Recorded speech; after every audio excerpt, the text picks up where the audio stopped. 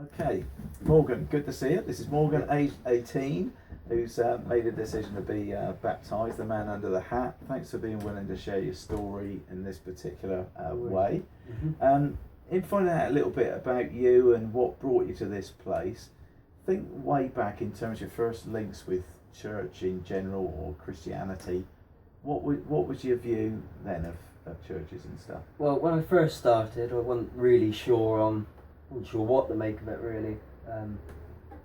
Sort of wanted to get deeper into it, but then the idea of being committed to a group of people sort of scared me. Yeah. Okay. So what was it that drew you in or got you interested from that beginning? The youth group was a big part of that. The fact that I could meet people, met at school and have a laugh and that, and just being around Christians helped. And I'd go along to the Sunday service every now and then, but being young, I'd get a bit bored. Well, you're still a bit young, to be fair. I was 18. I can't even remember when I was 18. But I still get bored. Well, I know that's not totally true, but still. So you started going along. I know then a few things that positively to get you more interested. If somebody was to say to you, so when did you become a Christian, or how did that happen, or what does that mean to you? What would you say? I'd say I'm not really sure. I can't put a point on the moment that I became a Christian. I don't. It wasn't an overnight, all of a sudden thing. It was a complete change of frame of mind and way of thinking that happened over a quite a long period of time, actually. Well, for some people it's like that, so it's more of a gradual yes, yeah, it was. So, but if somebody was to say, well, okay, you know somewhere along that lines that you've become a Christian, and I know you have. Yes. What does that mean for you that you actually believe? You know, what is your faith based off?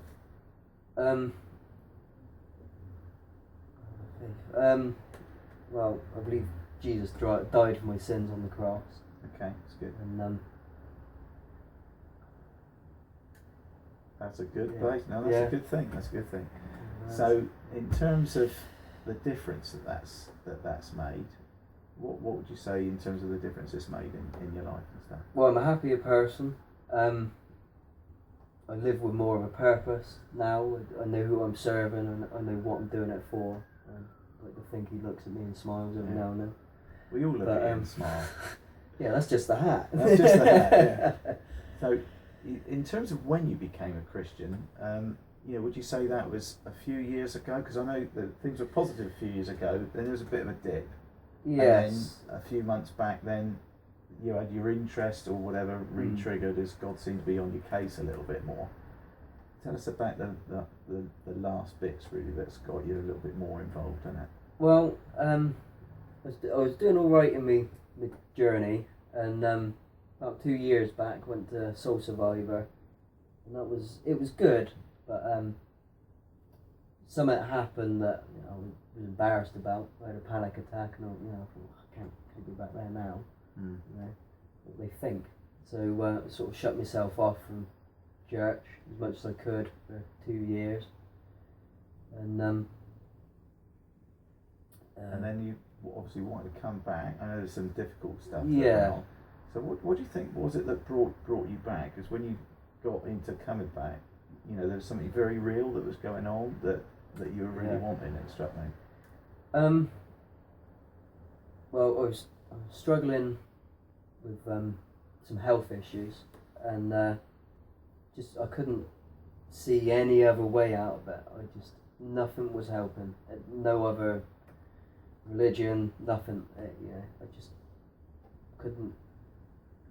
I couldn't find the problem in myself. I couldn't fix it. I couldn't. It wasn't something I could do off my own volition. All right.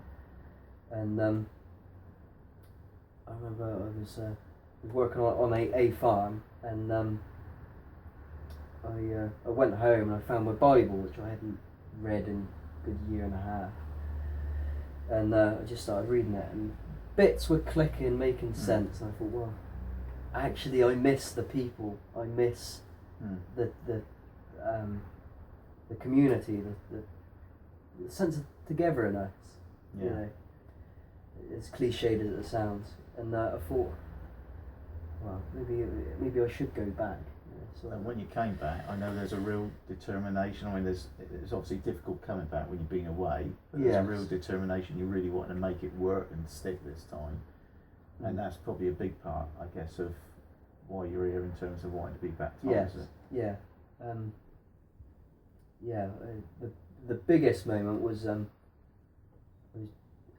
had a problem, and I thought, well, I've got to pray about this. I was just starting to get my faith back in my own bubble, if that makes sense. No one knew, my sense of being, I didn't change, but I was starting to believe again, starting to follow it, starting to realise and kick my ass in gear and think, well, actually, this is the right way to go. And I prayed and I said, Lord, I can't do this anymore. I can't live like this. You get me out of this parlour now, today, I will change. Yeah. And something happened. I'm not over thrilled with the way that you got me out, but you got me out.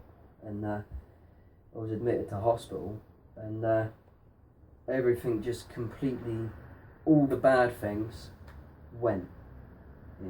Everything I was struggling with, where I was working, the panic attacks and that stayed, but one step at a time. But there's been a massive shift, I know, for you, yes, which is great. Yeah, there has. Yeah. So, what was the reason that you then said, "I want to be baptised"?